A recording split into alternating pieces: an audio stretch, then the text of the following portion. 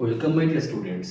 দেখো, তোমাদের যে সাবজেক্টটা সব থেকে বেশি গুরুত্বপূর্ণ আমার মনে হয়, এবং কেন মনে হয় সেটাও তোমাদেরকে বলবো। আর এই সাবজেক্টটা অনেকের কাছে বিভীষিকা, বিশেষ করে সায়েন্সের স্টুডেন্টের কাছে বা অন্য যারা জিকে পড়তে ভয় পায় তাদের কাছে এই সাবজেক্টটা কিন্তু, এই জিএসটা কিন্তু বিভীষিকা। জিএস সম্পর্কে আমি টোটালি বলবো, এবং বিশেষ করে এনটিপিসি পরীক্ষার জন্য কিভাবে তৈরি হতে পারবে এই জিএসে, মানে কিভাবে বুদ্ধি করে তুমি পারফর্ম করতে পারবে সেই বিষয়ে তোমাদের সঙ্গে কথা বলবো।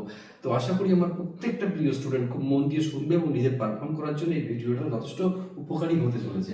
প্রথমে একটু জানিয়ে রাখি তোমাদের জন্য, কি জানিয়ে রাখছি যে এই জিএসটা কি লাভ আছে, জিএসটা পড়ে বলো তো।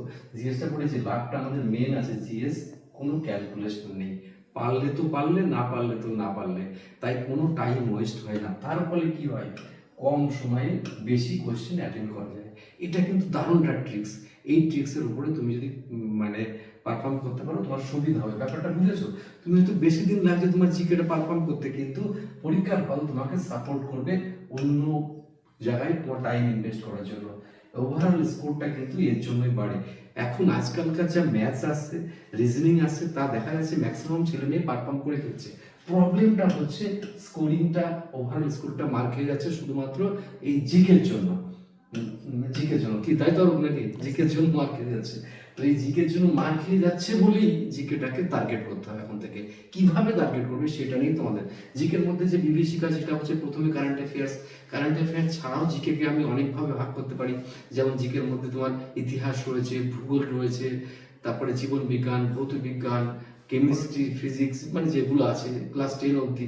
তাছাড়া তোমার ইকোনমিক্স রয়েছে, পলিটিক্যাল সায়েন্স রয়েছে, তারপরে কম্পিউটার রিলেটেড কোয়েশ্চেন রয়েছে, তার মধ্যে স্ট্যাটিক জিকে আছে। এত কিছু দেখে না মাথা খারাপ হয়ে যায়। তাই প্রথমেই কোন মিস্টেকগুলো আমার প্রিয় স্টুডেন্টরা করে আমি দেখেছি, এতকালের অভিজ্ঞতা সঞ্চয় করে সেইটাকে আমি মিস্টেকটাকে এলিমিনেট করে দিই প্রথমে। তাহলে আমার প্রিয় স্টুডেন্টরা বুঝতে পারবে তাদের কোথায় গলদ আছে। দেখো তো কি মিস্টেক তোমরা করো। কমন মিস্টেক, শুধু জিকে পড়ো অনেকে, স্ট্যাটিক জিকে অনেকে পড়ো না, ফলে টোটাল জিকে পারফর্ম কি করে বাড়বে? কারণ এই যে এনটিপিসি পরীক্ষা তখন 7টা 8টা মানে কারেন্ট অ্যাফেয়ার্স, বাকি 40-এর মধ্যে তো ম্যাক্সিমামটা চলে এসেছে তোমার মানে স্ট্যাটিক বাই টাইপের জিকে। তাহলে তুমি তো হারবেই, এবং জন্মের হারবে, তুমি স্কোর তুলতেই পারবে না, চ্যালেঞ্জ। তাহলে এটা তোমরা অবশ্যই মাথায় রাখো। পড়া রিভিশন না করা, আরে জিকে ওরকম বিষয় নয়। জিকে হচ্ছে রেগুলার পড়ে রেগুলার রিভিশন করাটা খুব ইম্পর্টেন্ট। আর রিভিশন করার টেকনিক আছে। তার আগে একটা কথা বলি, জিকে পারফর্ম করতে চাইলে জিকে পারফর্ম করা যায় না। জিকে একটা মানসিকতা তৈরি করতে হয়। কেননা তুমি রাস্তাঘাটে যেভাবে চলছো, যেমন অবস্থায় চলছো, সেই চলার মধ্যে তোমাকে জিকে শিখতে হবে। তুমি ভাত খাচ্ছ, ভাতে কি আছে, প্রোটিন আছে না শর্করা আছে? তুমি লেবু, ভাতের মধ্যে লেবু দিচ্ছ, লেবুতে কি ভিটামিন আছে, কেন তুমি খাচ্ছ, তা না পেলে তোমার কি হবে? তুমি গাজর খাচ্ছ, গাজরে কি আছে?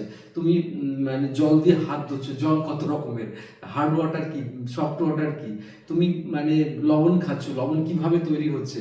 তুমি ভাত খাওয়ার পরে গ্যাস হয়ে যাচ্ছে, অম্বল হয়ে যাচ্ছে, তখন ইনো খাচ্ছ, ইনোটা কি, ক্ষার না অ্যাসিড? ইনো হচ্ছে তো ক্ষার।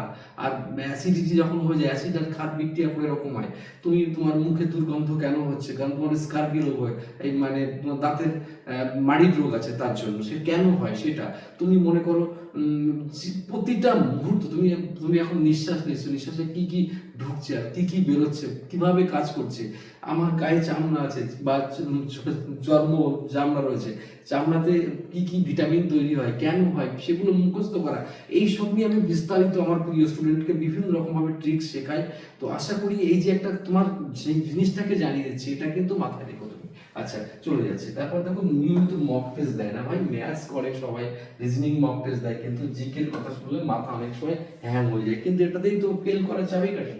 আর বেশি সোর্স কাজে লাগানো যাবে না, তাহলেই সব শেষ। বিশেষ করে কারেন্ট অ্যাফেয়ার্সের কথা, বুকস বেশি পড়া যাবে না।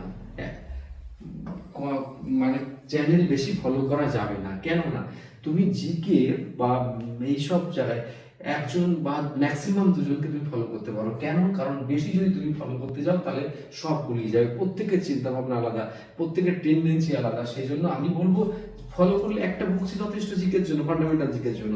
আর তুমি যদি কোনো চ্যানেল ফলো করো, একটা দুটো চ্যানেলই ঠিক আছে। তুমি যদি মনে করো বেশি সোর্স লাগাও, তাহলে তোমার সব নষ্ট হয়ে যাবে। আর র্যান্ডম ইউটিউব ভিডিও দেখে জিকে কোনোদিনও কেউ পারফর্ম করতে পারবে না, চ্যালেঞ্জ। এটা সম্ভব না। নিজে পড়ে পড়ে বুঝতে হবে, বুঝে পারফর্ম করতে হবে।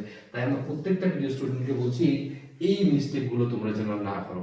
এই মিস্টেক করেছো কি মরেছো। তাহলে আমার কথা বোঝা গেল। এবার আমি আসবো ধীরে ধীরে আরো কিছু সিস্টেম তোমাকে দেখাবো। দেখো সিএ যখন পড়বে কি করবে, সোর্স তো একটাই তোমাদেরকে বলেছি, বেশ একটা সোর্স ফলো করো। আচ্ছা আমি একটুখানি বলে দিই, এটা অ্যাডভার্টাইজমেন্ট নয়, আমাদের একটা চ্যানেল আছে, মানে তপবন স্টাডি সেন্টার বলে চ্যানেলটা। এই চ্যানেলে আমি নিজেই কিন্তু এটাকে দেখি সবসময়, এটাকে মনিটরিং করি আমি। এখানে দেখবে রোজ কারেন্ট অ্যাফেয়ার্স দেওয়া হয়। কটা করে দেওয়া হয় মোটামুটি আরো 10টা করে কারেন্ট অ্যাফেয়ার্স দেওয়া হয়। তুমি ওই 10টা করে কারেন্ট অ্যাফেয়ার্স রেগুলার নোট করো, দেখবে তোমার সমৃদ্ধ চলে আসবে, সমৃদ্ধশীল তুমি হয়ে যাবে। ওর থেকে কোশ্চেন ঝেপে কমন এসছে এবারও, এই আজ পরীক্ষা শুরু হয়ে চলে আসবে। তাহলে এটা তুমি করতে পারো এরকম, বা আমাদের চ্যানেল না করে অন্য কোনো চ্যানেল করতে পারো, হাজার চ্যানেল দরকার নেই, ঠিক আছে। বাট আর ইম্পর্টেন্ট নোটস করতে হবে, একটা একটা তোমার কপি করতে হবে, যে কপিতে কারেন্ট অ্যাফেয়ার্স রেগুলার টুকতে হবে, যে কপিতে।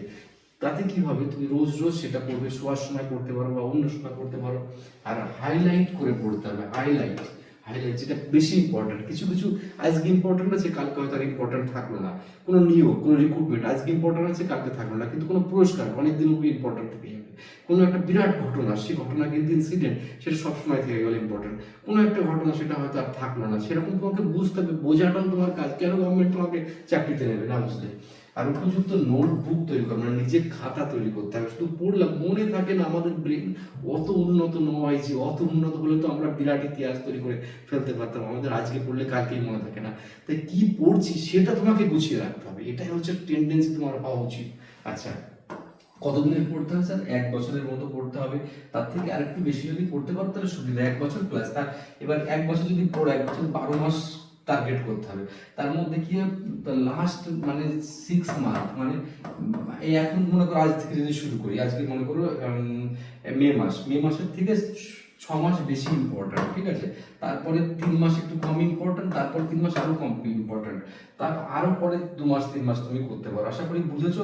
এরকম স্লটিং করে করে তোমার বুঝতে হবে কোনটা ইম্পর্টেন্ট, ঠিক আছে। এটা আশা করি বুঝে গেলে, আমি তাড়াতাড়ি বলছি। এবার টপিকস কি কি মোটামুটি পরীক্ষার জন্য ইম্পর্টেন্ট থাকে সেটা একবার দেখানোর জন্য, জাতীয় স্তরের যে কোনো নিউজ, যে কোনো নির্বাচন হতে পারে, কেউ কোনো মিটিং হতে পারে, কোনো সম্মেলন হতে পারে, কোনো খেলা হতে পারে, বড় ধরনের কোনো খেলা, বড় ধরনের আন্তর্জাতিক কোনো ইভেন্ট হতে পারে, সেই সবগুলো কিন্তু তোমার ইম্পর্টেন্ট থাকবে জাতীয় স্তরের। এবং আন্তর্জাতিক স্তরেও কিন্তু সেম, কি হচ্ছে সারা পৃথিবীতে, কোথায় কি যুদ্ধ হচ্ছে না হচ্ছে, কোন যুদ্ধের পরিণতি কি হচ্ছে, সেগুলো তোমাকে ইন্টারেস্টে তোমাকে এগুলো শিখতে হবে। আর খেলা তো মারাত্মক ইম্পর্টেন্ট, পুরস্কার এগুলো ইম্পর্টেন্ট, গভর্নমেন্ট বিভিন্ন স্কিম, তারপর হচ্ছে ডেজ এবং বুকস, অথর্স, অ্যাপয়েন্টমেন্ট, বিভিন্ন অ্যাপয়েন্টমেন্ট, এগুলো কিন্তু মারাত্মক লেভেলের ইম্পর্টেন্স। এগুলো ছাড়া কিন্তু কোশ্চেন অসম্ভব। ওকে, তাই মোটামুটি আইডিয়া হলো তোমাদের বিষয়টা। এবার আমি স্টেপ স্টেপ করে সামনের দিকে চলে যাচ্ছি।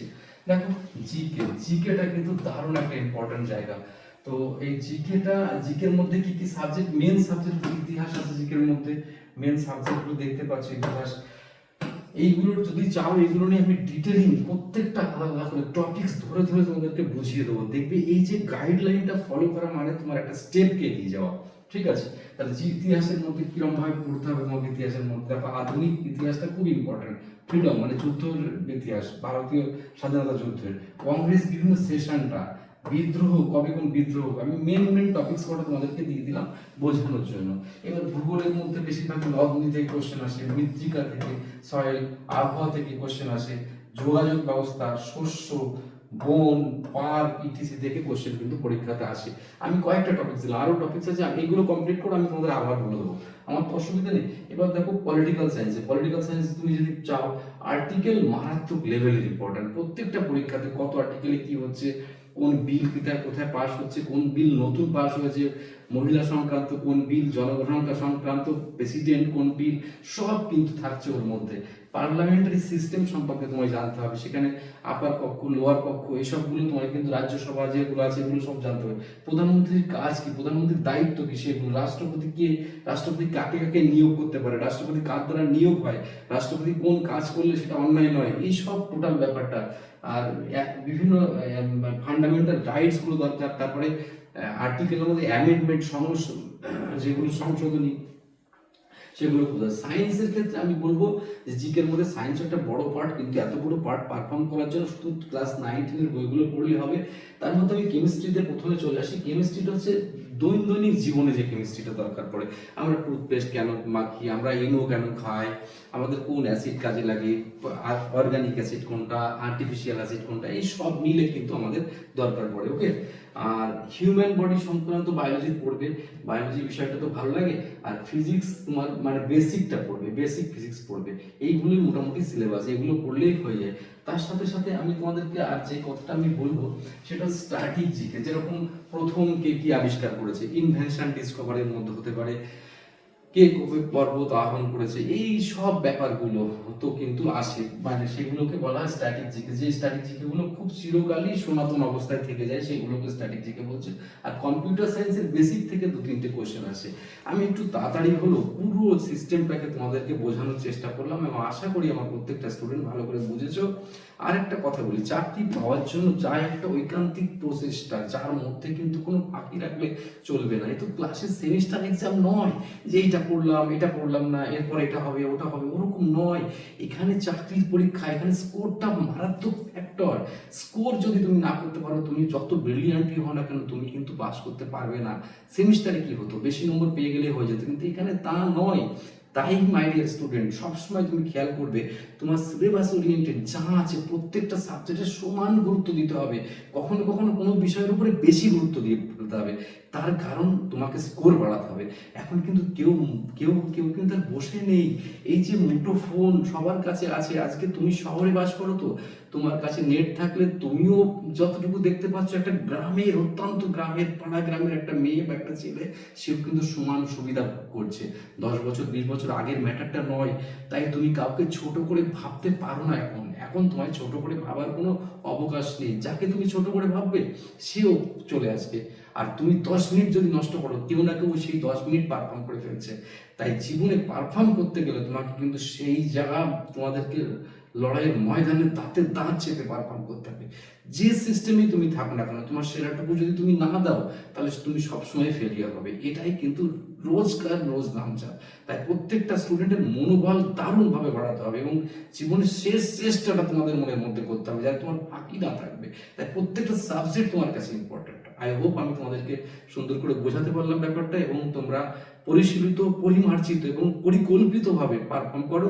আর তোমাদের যে ভিডিও দরকার, যে টাইপের ভিডিও দরকার, তোমরা কমেন্টস করো, আমি নিজে কমেন্টস করে অ্যান্সার করে তোমাদেরকে সেই ভিডিও নিয়ে আসবো, যেটাতে কমেন্টস বেশি থাকবে সেটাতেই। তার লাস্টে বলবে তোমাদের পরীক্ষা কেমন হচ্ছে, রিসেন্ট যে পরীক্ষাটা হচ্ছে সেই পরীক্ষা তোমাদের কেমন হচ্ছে তোমরা জানিও। Best of luck.